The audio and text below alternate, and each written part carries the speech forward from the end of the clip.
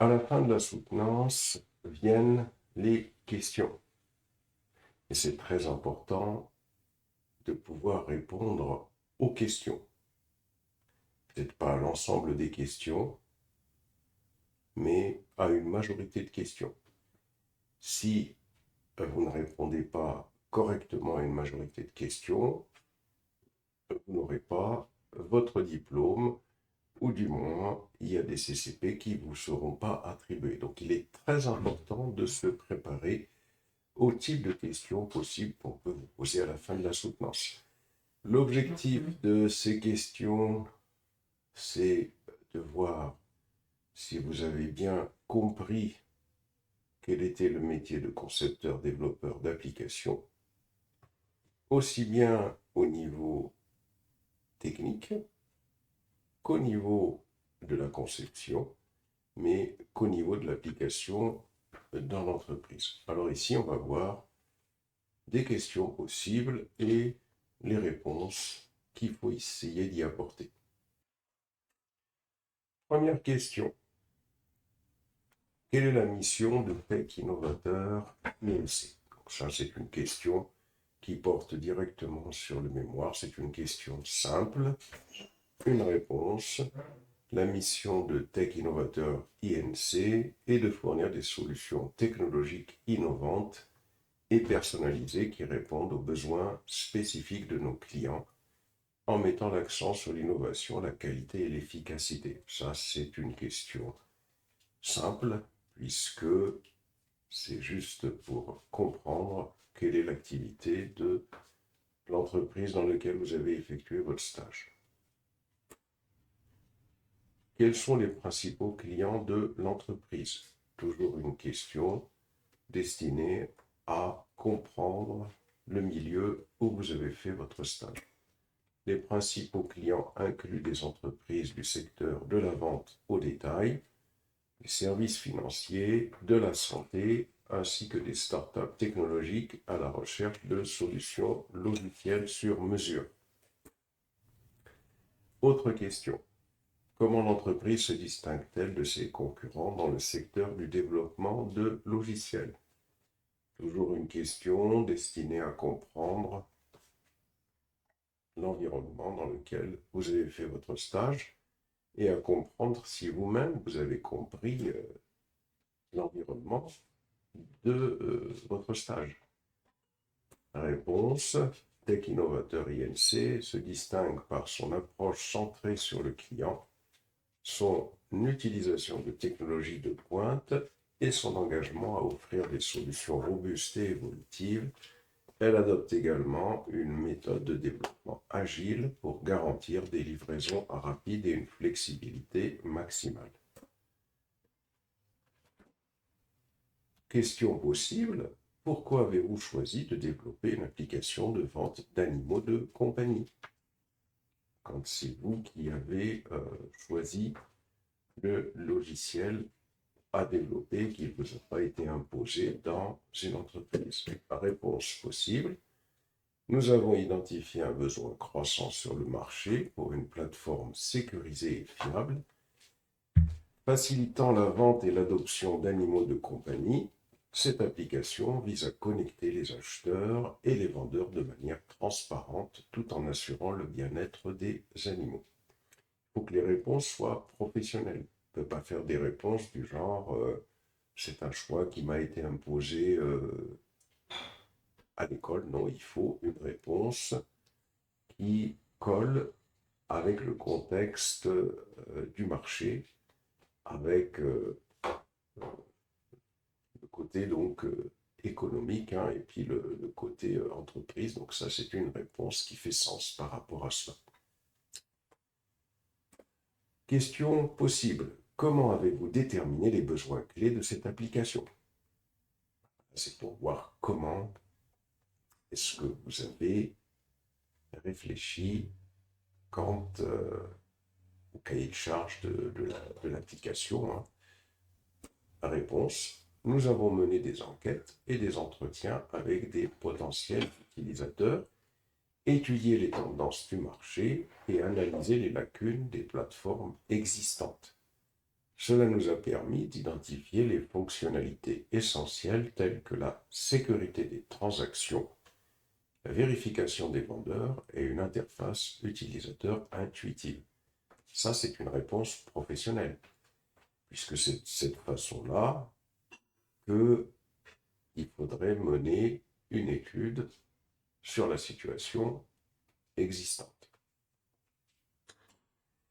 Question. Quels outils ou méthodes avez-vous utilisés pour recueillir les besoins des utilisateurs? On a besoin de comprendre comment vous avez procédé ou comment vous auriez procédé pour recueillir les besoins des utilisateurs.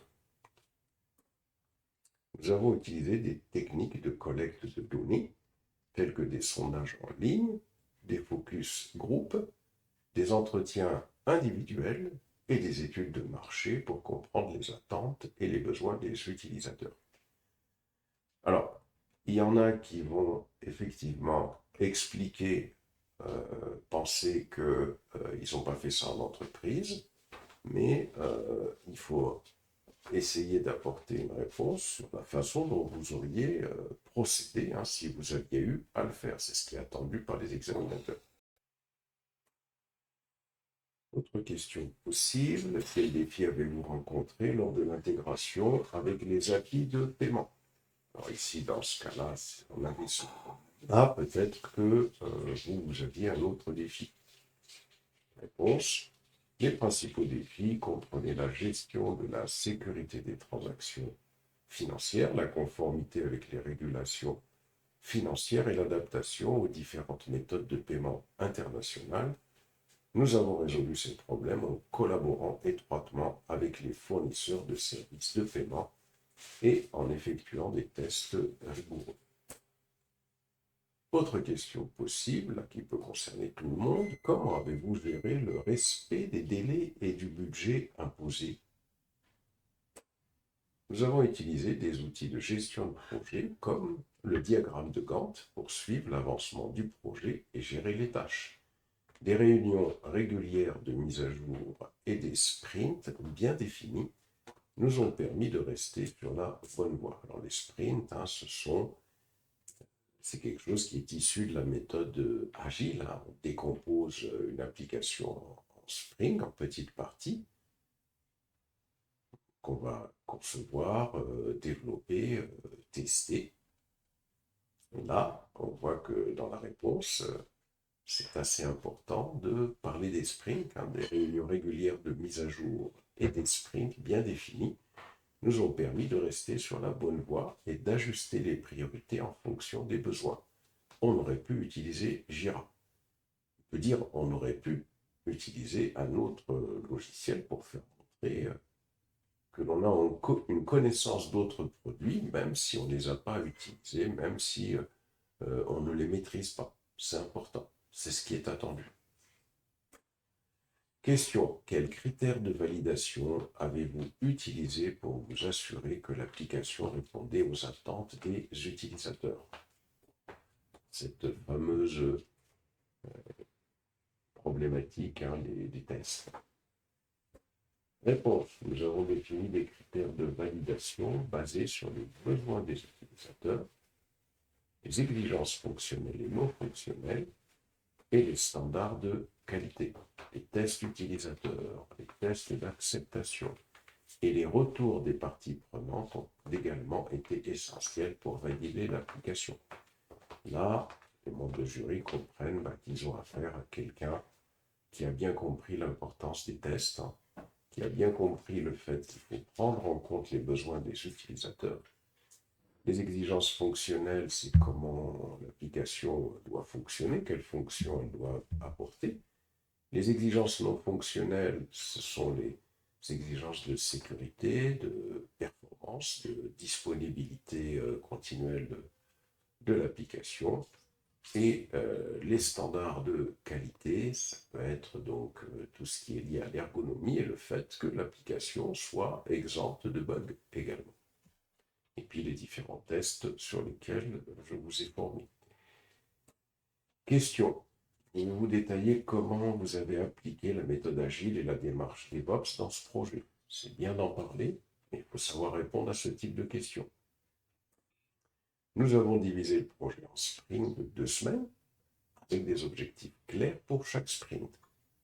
Un sprint, ça veut dire qu'une application peut la décomposer en petites parties qui vont pouvoir aboutir à un projet minimum viable. C'est-à-dire qu'on va décomposer une application en une partie qui sera l'authentification et la création de compte, par exemple. Ensuite, juste après, une partie qui sera la gestion des articles et des catégories. Et ces deux parties pourraient être combinées les unes aux autres. C'est ça qu'on appelle un sprint, hein, ou une itération. La démarche DevOps a été intégrée pour assurer une collaboration continue entre les équipes de développement et d'exploitation, facilitant ainsi des déploiements fréquents et la maintenance de l'application. Donc ça, c'est très important d'expliquer comment l'agilité et le DevOps ont été mis en place. Et avec une réponse comme celle-là, les membres de jury comprennent que ça a été compris. Question. Quelle technique spécifique avez-vous employée pour garantir la sécurité à chaque étape du développement? La sécurité est omniprésente. Réponse. Nous avons utilisé des pratiques de codage sécurisé, c'est-à-dire que c'est ce qu'on appelle le codage en mode défensif, éviter donc tout ce qui est injection, coder pour éviter les injections SQL, coder pour éviter les attaques XSS, coder pour éviter les attaques CSRF, coder pour éviter, pour pouvoir gérer les erreurs, etc. Donc nous avons utilisé des pratiques de codage sécurisé, des analyses de vulnérabilité régulières. Un logiciel comme SonarCube, par exemple, peut faire passer notre application via ce logiciel qui va détecter les failles de sécurité. Des revues de code, hein, c'est-à-dire que le code est revu par des développeurs qui vont s'assurer qu'il n'y a pas de vulnérabilité flagrante, comme les injections SQL par exemple. L'intégration continue CI et le déploiement continu CD ont inclus des vérifications de sécurité automatisées. Avec SonarCube, il est possible de faire en sorte que on automatise la sécurité via un pipeline d'intégration continue. Et on peut parler d'outils qu'on n'a pas utilisés, ça prouve qu'on a fait une recherche, hein, et qu'on saurait faire. On aurait pu utiliser des tests de pénétration comme OWASP Zap, avec un logiciel hein, comme OWASP Zap par exemple. C'est-à-dire qu'avec un logiciel comme celui-là, on va tester le logiciel pour savoir s'il ne possède pas de faille de sécurité. Autre question. Quel outil de gestion de projet avez-vous utilisé pour créer le diagramme de Gantt et suivre l'avancement du projet?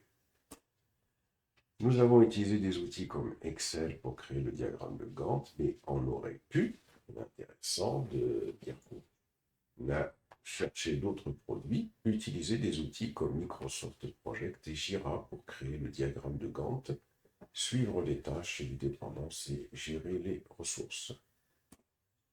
Autre question, pourquoi avez-vous choisi d'utiliser UML pour définir les spécifications fonctionnelles? Ce sont des questions qui peuvent arriver puisqu'il y a d'autres façons de modéliser. UML, Unified Modeling Language, connaître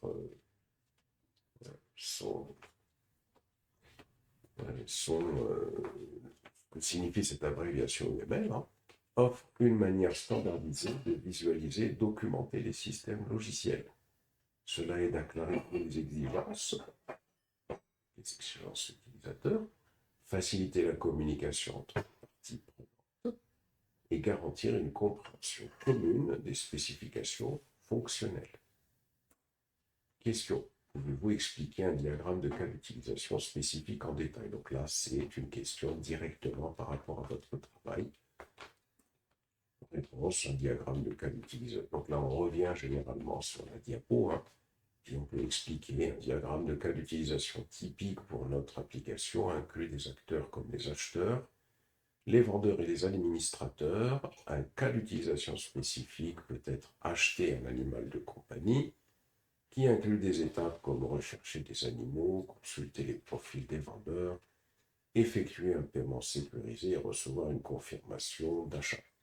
Là, l'idée, c'est de revenir sur le diagramme, de faire votre cas d'utilisation et de pouvoir expliquer des symboles comme include et comme extend.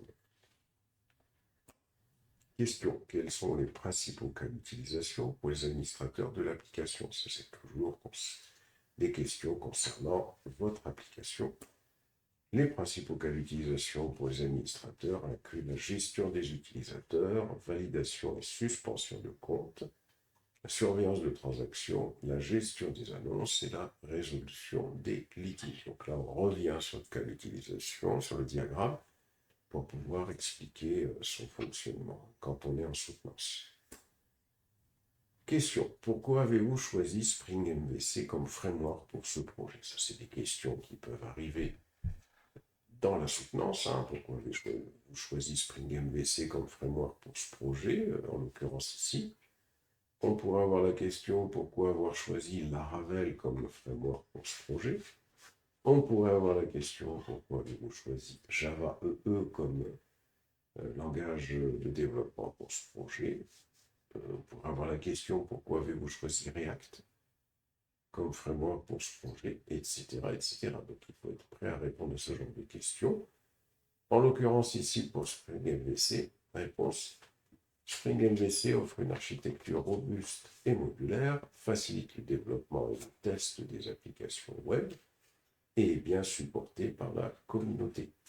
Ses capacités d'intégration avec d'autres modules Spring, comme Spring Security, en font un choix idéal. Là, ça permet de voir que le candidat connaît bien les caractéristiques du framework. Question. Quels sont les avantages d'utiliser TimeLeaf comme moteur de template? Donc la question pourrait être la même pour JSP, ça pourrait être la même pour React, ça pourrait être la même pour les produits que vous avez utilisés. Donc il faut se préparer à ce genre de questions. En l'occurrence ici, TimeLeaf permet de créer des templates HTML naturels, facilement lisibles et modifiables par les développeurs et les concepteurs. Il s'intègre parfaitement avec Spring MVC et supporte le rendu côté serveur, ce qui améliore les performances. Question. Pouvez-vous détailler les raisons de l'utilisation de Hibernate JPA pour la gestion des données? Même question pour le framework de ORM côté Laravel.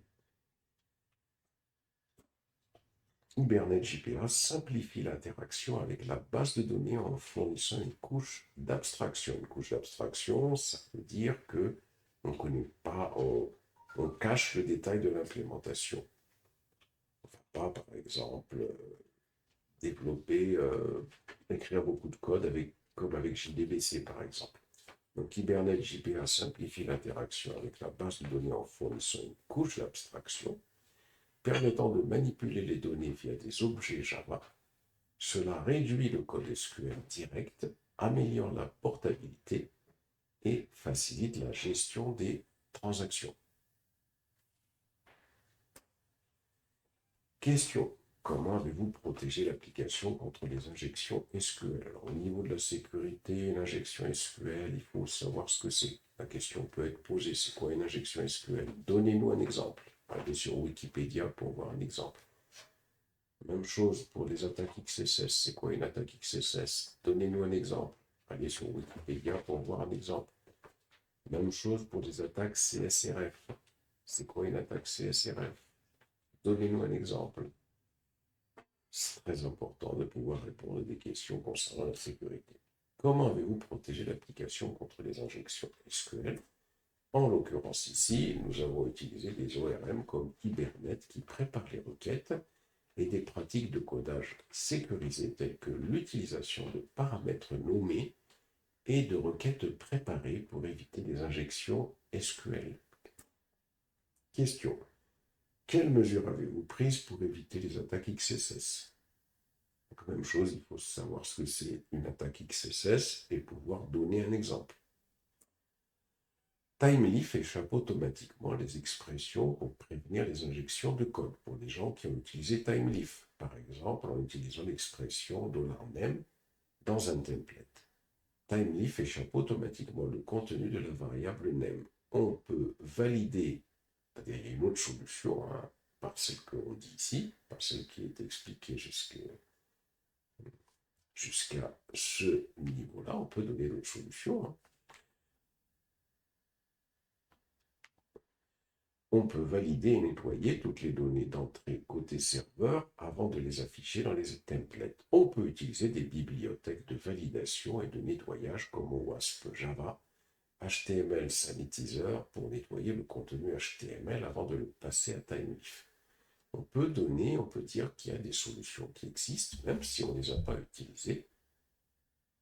Ça prouve qu'on a fait une recherche et que en se documentant un peu, on va être capable de les appliquer. Question. Comment avez-vous implémenté la protection CSRF dans votre application? Donc, alors attention, ça dépend de comment vous avez codé, bien évidemment. Java EE, Laravel, Spring. Ici, en l'occurrence, nous avons intégré les tokens CSRF dans les formulaires et les requêtes Ajax. C'est possible. Que ce soit donc en PHP, en Laravel, en Ajax, en ce qu'on veut. Spring Sécurité fournit des mécanismes pour gérer les tokens CSRF et les valider automatiquement. Donc ça, c'est encore une autre solution. Alors attention, ça dépend de ce que vous avez fait, vous, si vous avez travaillé avec Ajax ou si vous avez travaillé avec des tokens CSRF dans les formulaires. Question, quel test de sécurité avez-vous réalisé pour valider la robustesse de l'application? Nous avons effectué des tests de pénétration. Pénétration, ce sont des tests pour s'assurer qu'il n'y a pas de faille de sécurité. Des analyses de vulnérabilité automatisées avec SonarCube. Avec SonarCube, il suffit d'aller sur Sonar Cloud et de suivre tout simplement un formulaire.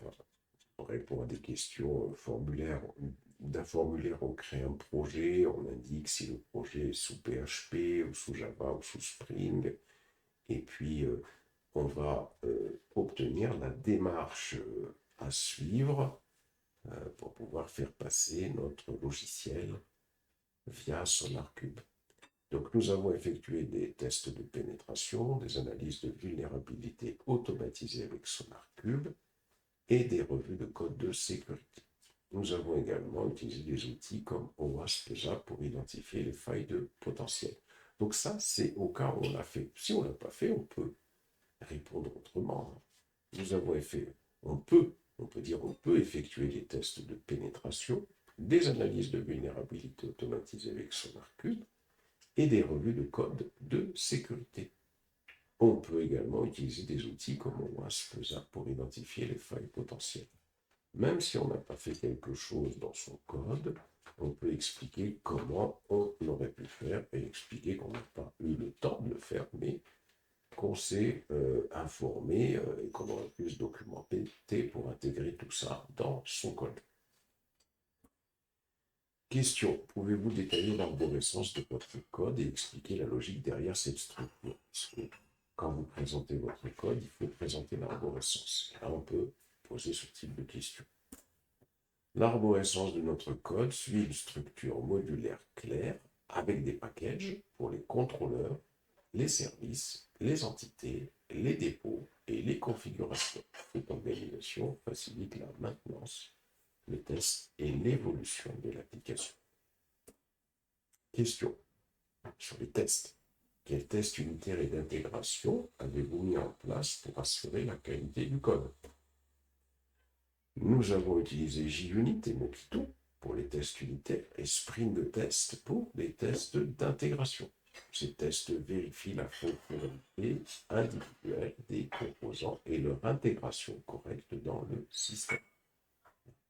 Phrase qui permet de faire montrer qu'on sait ce que c'est un test unitaire, un test d'intégration et qu'on connaît les principaux outils pour les réaliser. Question. Comment avez-vous géré les exceptions et les erreurs dans votre application? Très important de gérer les exceptions et les erreurs, parce que si on ne le fait pas, lorsque l'application plante, elle risque de donner une série d'indications techniques au pirate qui va lui faire comprendre les cachets de l'application. Nous avons utilisé une gestion centralisée des exceptions avec des contrôleurs d'exception globales dans Spring. Cela permet de capturer et de gérer des erreurs de manière uniforme et de fournir des messages d'erreur clairs aux utilisateurs. Question. Pouvez-vous expliquer en détail le processus de déploiement de l'application depuis le développement jusqu'à la production? Et c'est normal parce que si vous parlez d'intégration continue et de déploiement continu, il faut pouvoir expliquer globalement comment on fait tout ça. Le processus de déploiement inclut le développement local, le développement que vous faites, l'intégration continue, CI avec Jenkins ou GitLab CI, comme je vous l'ai fait faire dans la vidéo, les tests automatisés, automatisation des tests, le déploiement sur un environnement de staging pour les tests supplémentaires, et enfin le déploiement en production sur AWS via des pipelines CI, CD. Donc ici, on voit qu'il y a également ce déploiement sur un environnement de staging pour des tests supplémentaires. Pourquoi on déploie? Parce que il y a une chose qu'il faut bien comprendre, c'est que il y a différents types de tests. Le processus de déploiement inclut le développement local, l'intégration CI avec Jenkins ou GitLab CI. Donc avec GitLab CI, on peut lancer des tests unitaires, par exemple. C'est pour ça qu'on parle de tests automatisés. Le déploiement sur un environnement de staging pour des tests supplémentaires, c'est-à-dire que dans cet environnement de staging, on va faire des tests de charge, par exemple, pour voir si l'application répond bien à la charge, des tests de performance. On peut faire des tests d'acceptation pour être certain également que l'application répond bien aux exigences utilisateurs, c'est-à-dire aux attendus des utilisateurs. Et enfin, le déploiement en production sur AWS via des pipelines CI/CD, puisqu'on a vu qu'on peut déployer l'application directement avec notre pipeline dans un environnement qui pourrait être AWS. Question. Pourquoi avez-vous choisi d'héberger l'application sur AWS? Alors c'est bien de faire la manip, mais il faut pouvoir répondre à cette question. AWS offre une infrastructure fiable, ça c'est important de le dire, évolutive et sécurisée, avec une multitude de services intégrés comme RDS pour les bases de données, EC2 pour les instances, c'est-à-dire les machines virtuelles, S3 pour le stockage, qui facilite la gestion de l'application. De plus, la tarification à l'usage permet d'optimiser les coûts, puisqu'on paye que ce qu'on utilise. Donc ça, c'est important de faire une réponse comme celle-là pour expliquer la raison pour laquelle on a déployé sur AWS. Question. Comment assurez-vous la continuité et la fiabilité du service une fois l'application déployée? On peut s'assurer que vous avez compris comment l'application va être maintenue par la suite. On peut mettre en place des mécanismes de monitoring avec AWS CloudWatch par exemple. Le monitoring, ça consiste à s'assurer que l'application ne tombe pas, qu'elle fonctionne bien, qu'elle a suffisamment de mémoire, qu'elle n'est pas surchargée, qu'elle a suffisamment de capacité processeur, capacité de disque, etc. Donc, on peut mettre en place des mécanismes de monitoring avec AWS CloudWatch, par exemple, des sauvegardes régulières, sauvegarder l'application régulièrement pour pouvoir la restaurer au cas où il y a des problèmes, et des stratégies de reprise après sinistre, c'est-à-dire la possibilité de pouvoir donc reprendre, récupérer cette application via ces sauvegardes au cas où il y a un problème. Les instances EC2 peuvent être configurées pour une disponibilité, c'est-à-dire pour s'assurer que il y a plusieurs machines virtuelles Si on a une qui tombe en panne, l'autre prend le relais, l'application continue à fonctionner. C'est ça qu'on appelle la haute disponibilité et la tolérance aux pannes. Très important de pouvoir répondre à des questions comme celle-là. Question, quel apprentissage personnel retirez-vous de ce projet? Donc là, c'est des questions qui sont plus personnelles, mais c'est pour voir si vous êtes en capacité de répondre à ce type de questions. Il y a toujours des attendus de la part des membres du groupe. Ce projet m'a permis de renforcer mes compétences en gestion de projet, en développement de logiciels sécurisés et en travail d'équipe. J'ai également acquis une meilleure compréhension des besoins des utilisateurs et de la manière de les traduire en solutions techniques. Question. Comment ce projet a-t-il contribué à votre développement professionnel en tant que concepteur-développeur? Autre question personnelle. Ce projet m'a offert l'opportunité de travailler sur toutes les phases du cycle de vie du développement logiciel, c'est-à-dire de la conception, cahier des charges, conception, développement, test, déploiement, etc. D'appliquer des pratiques de développement modernes, avec DevOps, avec l'agilité, etc. Et de collaborer avec des équipes pluridisciplinaires, que ce soit donc des gens qui sont chargés du déploiement, des opérateurs, ou tout simplement de simples utilisateurs, ce qui a considérablement enrichi mon expérience et mes compétences. Quels étaient les principaux défis personnels que vous avez surmontés pendant ce projet? Principaux défis incluaient la gestion du temps et des priorités, l'adaptation aux nouvelles technologies et la résolution des problèmes de dernière minute liés à l'intégration et à la sécurité. J'ai appris à être plus résilient et adaptable face aux imprévus. Ça a permis de voir que vous avez réellement travaillé sur l'application et que vous avez détecté les défis potentiels et tous les problèmes que l'on rencontre lorsqu'on développe et on conçoit une application. Question. Quelle amélioration apporteriez-vous à cette application si vous aviez plus de temps et de ressources? Ça, c'est pour comprendre comment vous l'auriez amélioré, cette application. Réponse. J'ajouterais des fonctionnalités avancées, comme la recommandation d'animaux basée sur l'IA. Ça, c'est pas mal, hein. C'est-à-dire qu'un utilisateur, dès qu'il arrive sur un site, en fonction de la façon dont il a navigué, de son historique de navigation, par exemple, eh bien, il y a des recommandations qui pourraient lui être proposées avec l'intelligence artificielle que l'on connecterait à notre application. Une meilleure personnalisation de l'expérience utilisateur et une intégration avec des plateformes de réseaux sociaux pour augmenter la visibilité des annonces. Question. Comment voyez-vous l'évolution future de cette application dans le marché de la vente d'animaux de compagnie? Ça, c'est pour voir si vous aviez, dès le départ, une idée quant à la façon dont votre application allait croître et peut-être avez-vous entre-temps eu des idées qui ont surgi et c'est pour voir si également au niveau de tout ce qui est API moderne, au niveau de tout ce qui est outils existants sur le marché, vous avez une connaissance de ce qui existe pour pouvoir connecter tout ça à votre application et de la façon dont le marché évolue également. Là, une réponse.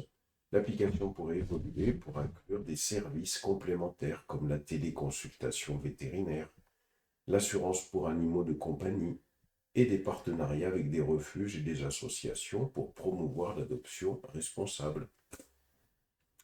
Question. Quel autre projet similaire aimeriez-vous entreprendre à l'avenir pour voir si le fait d'avoir réalisé ce projet, ça vous a donné des idées? J'aimerais travailler sur des projets impliquant l'IA et le machine learning pour des applications de santé ou d'éducation, ainsi que des plateformes visant à améliorer l'expérience utilisateur dans le e-commerce. Question, comment avez-vous optimisé les performances de votre application? Pour voir si vous avez pensé à ce que votre application soit performante. Nous avons optimisé les performances en utilisant la mise en cache. On met en cache des données que l'on a tendance à souvent réutiliser. Mais mettre en cache, ça veut dire qu'on les prépare en mémoire. La compression des ressources statiques, la compression des images par exemple. Le chargement asynchrone des scripts. Asynchrone, ça veut dire que on n'attend pas que le script ait fini de s'exécuter et l'application serait bloquée en attendant. L'utilisateur peut continuer à utiliser l'application en attendant que le script soit entièrement chargé et des requêtes de base de données optimisées. Question. Ça, c'est une question qui peut revenir assez souvent. Pouvez-vous expliquer le principe de l'inversion de contrôle IOC et comment il est appliqué dans Spring? Donc, si vous avez utilisé un autre produit et que l'IOC est omniprésente, il faut pouvoir l'expliquer dans un autre produit. L'inversion de contrôle IOC est un principe où le contrôle de la création des objets et de leur gestion est inversé et confié au framework. Dans Spring, cela est implémenté via le conteneur IOC qui gère les dépendances et les cycles de vie des beans. Question. Quels sont les avantages et les inconvénients de l'utilisation de Spring Data JPA par rapport à d'autres ORM comme Hibernate? Là, c'est pour voir si vous avez des connaissances qui vont un petit peu plus loin. Spring Data JPA simplifie l'utilisation de JPA Hibernate en fournissant des abstractions et des interfaces pour la gestion des données. Les avantages incluent une réduction du code, le code boilerplate, c'est un code en trop et une intégration facile avec Spring. Les inconvénients peuvent inclure une complexité accrue pour des requêtes personnalisées et une courbe d'apprentissage pour les développeurs novices, c'est-à-dire qu'il est plus compliqué à apprendre. Question. Comment gérez-vous les transactions dans votre application? Nous gérons les transactions en utilisant les annotations @transactionnelles de Spring, ce qui permet de définir les limites transactionnelles au niveau des méthodes ou des classes et d'assurer la cohérence des opérations de base de données. C'est très important, les transactions, base de données. Imaginez par exemple qu'un utilisateur fasse une commande et puis il passe au paiement par exemple. Il a fait la commande, donc ça veut dire qu'il y a la base de données liée aux commandes qui va se mettre à jour, la base de données liée aux factures, la table plutôt liée aux commandes qui va se mettre à jour, la table liée aux factures qui va être mise à jour, et puis tout d'un coup, il y a un problème dans le système qui fait que on ne va pas jusqu'au bout des transactions. Peut-être une panne de courant, peut-être quelque chose qui se passe mal. Si on a les tables commandes et factures qui ont été mises à jour et on n'a pas été plus loin, par exemple, dans le paiement, on risque d'avoir des données qui vont être incohérentes dans la base de données. C'est ça qu'on appelle une transaction. Transaction, on s'assure que l'opération s'est bien passée pour avoir des données qui soient cohérentes dans la base de données. Question, pouvez-vous détailler comment vous avez implémenté la gestion de cache dans votre application? Là, on va encore un peu plus loin, parce qu'effectivement, on peut optimiser le fonctionnement d'une application avec la gestion de cache. Donc là, c'est pour savoir si vous connaissez bien le produit que vous utilisez. On peut utiliser, même si vous ne l'avez pas utilisé, vous pouvez dire on peut utiliser Spring Cache avec une implémentation de cache, comme Redis ou MySQL par exemple. Les annotations @cachable, @cacheput et @cachevict peuvent être utilisées pour gérer la mise en cache des résultats des méthodes. Même si on ne l'a pas fait, il est intéressant de voir si l'étudiant connaît éventuellement d'autres annotations que celles qu'il a proposées. Question, comment avez-vous mis en place la gestion des erreurs au niveau global dans votre application Spring? Réponse, nous avons implémenté un gestionnaire d'erreurs global en utilisant la notation @controlleradvice et des classes annotées avec @exception handler pour capturer et traiter les exceptions de manière centralisée. Ou alors on peut parler de ces annotations-là, tout simplement. On peut dire quelque chose du genre, si on ne l'a pas fait, hein, on peut implémenter un gestionnaire d'erreurs global en utilisant ces annotations-là.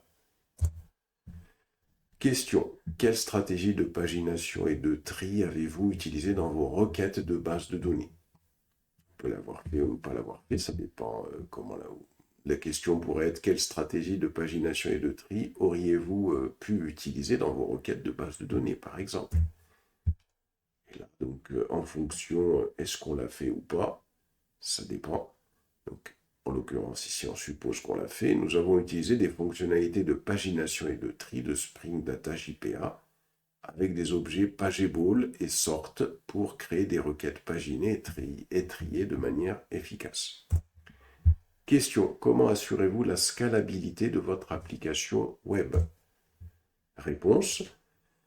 Nous avons conçu l'application pour être distribuée horizontalement en utilisant des services AWS, donc comme l'autoscaling pour gérer les augmentations de charges, et en séparant les services critiques dans des microservices indépendants. Alors, quand on n'a pas opté pour les microservices, eh bien, il y a eu la dockerisation, hein, le fait que les applications ont été dockerisées. Ça permet à l'application d'être distribuée horizontalement en utilisant des services AWS, comme l'autoscaling. L'autoscaling, ça permet de pouvoir créer des machines EC2 en plus en fonction de la charge qui va être constatée sur l'application.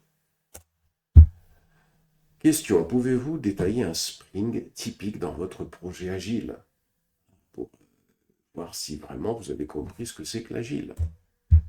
Un sprint typique commence par une réunion de planification, où les tâches sont définies et assignées. Donc d'abord une réunion, ce qu'on appelle la mêlée. Pendant le sprint, des réunions quotidiennes, stand-up, ont lieu pour discuter des progrès et des obstacles. C'est-à-dire qu'une fois que le sprint, on commence à le développer, chaque jour, pendant 15 minutes, on fait une réunion pour discuter des progrès et des obstacles. À la fin du sprint, une revue et une rétrospective sont effectuées pour évaluer le travail accompli et identifier les améliorations possibles. Question. Comment avez-vous mesuré et suivi la progression de votre projet? On a utilisé notre diagramme de Gantt et des réunions de révision de sprint pour suivre et mesurer la progression des tâches et des fonctionnalités. Et on peut aller plus loin pour faire montrer qu'on connaît autre chose. On aurait pu utiliser des burn down cartes, des tableaux Kanban dans Jira par exemple. Question. Quel outil de collaboration avez-vous utilisé pour communiquer avec votre équipe et gérer les tâches? Ça peut être Trello, ça peut être ce qu'on veut. Réponse. Nous avons utilisé des outils comme Slack pour la communication en temps réel, Jira pour la gestion des tâches et la planification des sprints et Confluence pour la documentation du projet. Alors ça peut être Google Doc, ça peut être Wiki à la place de Confluence, à la place de Slack Trello, à la place de Jira, un simple fichier Excel. Mais une fois qu'on a dit ça, on peut expliquer que y a d'autres outils éventuellement qu'on aurait pu utiliser. Question. Pouvez-vous expliquer comment vous avez géré les risques et les imprévus pendant le projet? Réponse. Nous avons identifié les risques potentiels dès le début du projet. Qu'est-ce qui peut mal se passer? Et mis en place des plans de mitigation. Ça signifie tout simplement qu'en fonction des risques potentiels, on a tout simplement défini ce qu'il faudrait faire si tel risque se posait. Par exemple, peut-être une exigence utilisateur qui va être modifiée, un développeur qui n'arrive pas à tenir les délais pour un sprint, un développeur qui se désiste, etc., etc. Des revues régulières des risques et des actions correctives ont été effectuées pour gérer les imprévus et minimiser leur impact. C'est bien pour faire montrer que on sait gérer un projet. Question. Comment avez-vous assuré la documentation continue et à jour du projet? Réponse. On a utilisé Confluence ou Google Doc ou Wiki pour maintenir une documentation centralisée et à jour, où on aurait pu l'utiliser ou on peut l'utiliser. Ça dépend de comment, si on ne l'a pas fait, on peut dire on peut l'utiliser. Chaque membre de l'équipe était responsable de documenter les nouvelles fonctionnalités, les décisions importantes et les processus techniques. Question. Quelles métriques de qualité de code avez-vous suivies et comment les avez-vous interprétées? Réponse. Nous avons suivi des métriques telles que la couverture des tests unitaires, c'est-à-dire s'assurer que le code est bien couvert par les tests, suffisamment couvert, 100% ce serait bien. La complexité cyclomatique, c'est-à-dire que cette complexité, c'est tout simplement quand on a des codes trop complexes, peut-être des boucles qui sont trop imbriquées dans lesquelles peut se cacher une faille potentielle. Et les défauts de code détectés par des outils comme SonarCube. Alors tout ça, bien évidemment, la couverture de code, la complexité cyclomatique, les défauts de code peuvent être détectés par un outil comme SonarCube. Ces métriques nous ont aidés à identifier les zones de code nécessitant des améliorations et à maintenir une haute qualité de code. Question. Pouvez-vous expliquer le principe de la défense en profondeur en matière de sécurité des applications web? Comment sécurisez-vous les applications web? La défense en profondeur consiste à mettre en place plusieurs couches de sécurité pour protéger l'application, telles que la validation des entrées, l'authentification, l'autorisation robuste, la protection contre les attaques réseau et la surveillance continue des anomalies. La protection contre les attaques réseau, c'est les firewalls. La surveillance continue des anomalies, c'est des outils comme Prometheus, Grafana, CloudWatch, c'est des outils de monitoring. Question. Comment avez-vous sécurisé les communications entre les différents composants de votre application? Par exemple, entre le client et le serveur. Nous avons utilisé HTTPS pour chiffrer les communications entre le client et le serveur et TLS pour sécuriser les communications, par exemple si on a une application avec différents microservices ou si on a une application qui communique avec une base de données, par exemple. Des certificats SSL ont été mis en place pour garantir l'authenticité et la confidentialité des échanges. Question. Quel protocole de sécurité avez-vous mis en place pour protéger les données sensibles en transit et au repos? Et on revient dessus. Nous avons utilisé TLS pour protéger les données en transit et le chiffrement AES, par exemple, pour protéger les données sensibles au repos dans les bases de données. Les clés de chiffrement sont gérées de manière sécurisée via AWS KMS, Key Management Service. Question. Comment gérez-vous les rôles et les permissions pour différents types d'utilisateurs dans votre application? Nous avons utilisé Spring Sécurité pour implémenter un système de rôles et de permissions, où les utilisateurs sont assignés à des rôles spécifiques et les accès aux ressources sont contrôlés en fonction de ces rôles. Question. Quels sont les principes solides et comment les avez-vous appliqués dans votre projet? Les principes solides incluent la responsabilité unique, l'ouverture-fermeture, la substitution de l'ISCOV, la séparation des interfaces et l'inversion des dépendances. Nous les avons appliqués en structurant notre code de manière modulaire, en utilisant des interfaces pour définir des contrats clairs et en inversant les dépendances pour promouvoir une architecture flexible et maintenable. En réalité, ça, on l'a fait. Ça, vous l'avez fait. C'est-à-dire que vous avez utilisé vous avez structuré votre code de manière modulaire, vous avez utilisé des interfaces pour définir des contrôles clairs, des contrats clairs, et vous avez utilisé la version de contrôle pour pouvoir tout simplement promouvoir une architecture flexible et maintenable. Et donc ça, c'est issu de ce qu'on appelle les principes solides. Alors c'est un peu, bien sûr, un complexe comme chose à retenir, mais c'est intéressant de retenir ce terme au cas où une question est posée. Question, pouvez-vous expliquer la différence entre une injection de dépendance par constructeur et par setter et pourquoi avez-vous choisi l'une par rapport à l'autre? L'injection par constructeur permet de s'assurer que toutes les dépendances sont injectées au moment de la création de l'objet, garantissant ainsi un état immuable. L'injection par setter permet de modifier les dépendances après la création de l'objet.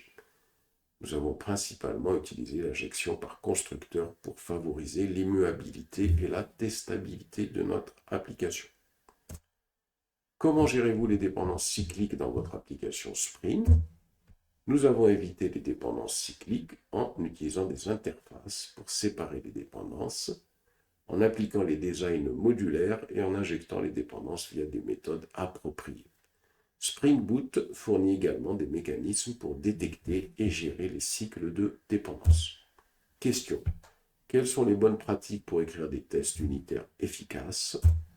Les bonnes pratiques incluent la création de tests indépendants, la couverture de scénarios positifs et négatifs, création de tests indépendants, tests unitaires, la couverture de scénarios positifs et négatifs, c'est-à-dire, par exemple, une fonction qui doit, par exemple, me renvoyer quelque chose, donc je teste que ça me renvoie bien ce qui est attendu, et si, par exemple, la fonction en question doit me renvoyer quelque chose qui n'est pas attendu, lorsque je saisis certaines données, je contrôle qu'elle me renvoie bien ces données qui ne sont pas attendues. L'utilisation de mock pour isoler les composants et l'écriture de tests clairs et maintenables. L'utilisation de frameworks comme JUnit et Mockito aide à structurer et à exécuter ces tests efficacement. Question. Pourquoi avez-vous choisi le modèle MVC pour votre application et quels en sont les avantages? Vous pourrez poser la même question pour les microservices également, par exemple. Le modèle MVC, modèle vue controller, sépare les préoccupations de l'application, ce qui facilite la gestion, la maintenance et l'évolution du code. Cela permet une meilleure organisation du code, une réutilisation accrue des composants et une séparation claire entre la logique de présentation et la logique métier. Question. Pouvez-vous expliquer les différents types de diagrammes UML que vous avez utilisés et leur utilité dans la conception de votre application? Nous avons utilisé des diagrammes de cas d'utilisation pour capturer les exigences fonctionnelles, des diagrammes de classe pour modéliser la structure des données, des diagrammes de séquence pour décrire les interactions entre les composants et des diagrammes de déploiement pour planifier l'infrastructure technique. Ces diagrammes aident à clarifier et communiquer les aspects clés du système. Question. Comment avez-vous assuré la modularité et la réutilisabilité de votre code? Nous avons structuré notre code en modules indépendants, chacun responsable d'une fonctionnalité spécifique. Les interfaces et les abstractions ont été utilisées pour promouvoir la réutilisabilité. Les abstractions, par exemple, quand on utilise des repositories, on n'a pas le détail de la façon dont sont codées, par exemple, les fonctionnalités qui permettent d'insérer des données dans une base de données. Il suffit de définir l'interface repository, de dire que ça extende JPA, quelque chose, et puis à partir de là, hop, tout est mis en place. Donc nous avons également adopté des patterns de conception comme le singleton, le MVC par exemple, pour gérer les objets réutilisables. Pouvez-vous détailler les différentes couches de votre application et leurs responsabilités respectives? Les différentes couches incluent la couche de présentation qui gère les interactions avec l'utilisateur et la logique de présentation, la couche de service qui contient la logique métier, la couche de données qui gère l'accès et la manipulation de données via des repositories, la couche de configuration qui gère les configurations de l'application, y compris la sécurité et les transactions. Comment avez-vous mis en place votre pipeline CI/CD et quel outil avez-vous utilisé? Nous avons mis en place un pipeline CI/CD en utilisant Jenkins ou GitLab CI pour l'intégration continue et AWS Code Pipeline. Donc, nous, dans notre cas à nous, c'est on a mis en place un pipeline CI/CD en utilisant GitLab CI pour l'intégration continue et AWS. Donc cela inclut des étapes pour le build, pour pouvoir construire notre application, les tests unitaires, les tests d'intégration et le déploiement sur les environnements de staging et de production. Comment pouvez-vous expliquer le processus de déploiement continu et ses avantages? Le déploiement continu permet de déployer des modifications de code de manière fréquente et automatique, réduisant ainsi les risques de bugs et accélérant la livraison de nouvelles fonctionnalités. Cela améliore la collaboration entre les équipes et la réactivité aux besoins des utilisateurs. Question: quels sont les défis courants lors de la mise en place d'un pipeline CI/CD et comment les avez-vous surmontés? Les défis incluent la gestion des dépendances, l'intégration des tests automatisés, alors gestion des dépendances avec Maven, il va récupérer tout ça, intégration des tests automatisés, et la configuration des environnements de déploiement, puisqu'on peut déployer soit en production, soit en staging. Nous avons surmonté ces défis en utilisant des conteneurs pour isoler les dépendances, donc Docker, en automatisant les tests et en scriptant les configurations des environnements. Comment comptez-vous gérer les mises à jour et la maintenance de votre application après son déploiement? Nous avons mis en place un plan de maintenance régulier incluant des mises à jour de sécurité, des correctifs de bugs et des améliorations de performance. Des mécanismes de monitoring continu et de feedback utilisateur nous aideront à identifier et prioriser les mises à jour nécessaires. Quelles fonctionnalités supplémentaires aimeriez-vous implémenter à l'avenir pour améliorer l'application? Des fonctionnalités comme la personnalisation avancée, des notifications en temps réel, l'intégration avec des plateformes de réseaux sociaux et des analyses de données pour offrir des recommandations personnalisées. Comment intégreriez-vous des technologies émergentes comme l'IA ou le machine learning dans votre application pour en améliorer les fonctionnalités? Nous pourrions intégrer des algorithmes de machine learning pour améliorer la recommandation de produits, détecter les fraudes et personnaliser l'expérience utilisateur. L'IA pourrait également être utilisée pour automatiser le support client via des chabots intelligents. Voilà quelques questions possibles. Bien sûr, il y en a beaucoup, mais normalement, si vous vous entraînez déjà à pas mal de ces questions, ça va vous permettre d'être de plus en plus à l'aise.